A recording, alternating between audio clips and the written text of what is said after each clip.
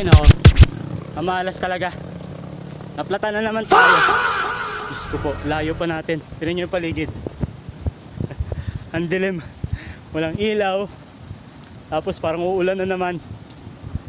Diyos ko po. Hindi na ako pwedeng umuwi eh. Malapit na ako sa Wayot eh. Wala rin akong sasakyan pabalik.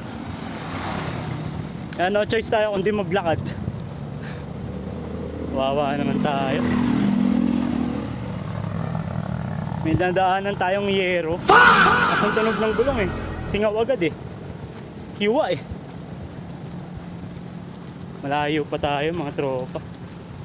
Wala pa naman tayong perang dala.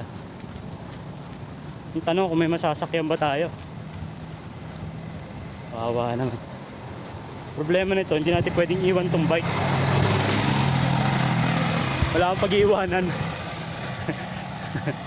Day 36 natin mga tropa, flat na naman. Sayang. Kala ko okay na kasi hindi umulan eh. Kaso flat na naman tayo. Ito talaga kalaban ng mga bike eh. Madaling ma-flat. Sa hulihan na naman yung na-flat. Ang pinaproblema ko nito mga tropa, aso. Makahabulin ako ng aso. So yun lang mga tropa, tapusin ko na itong video.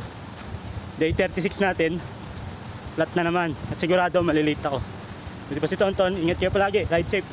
Bye bye.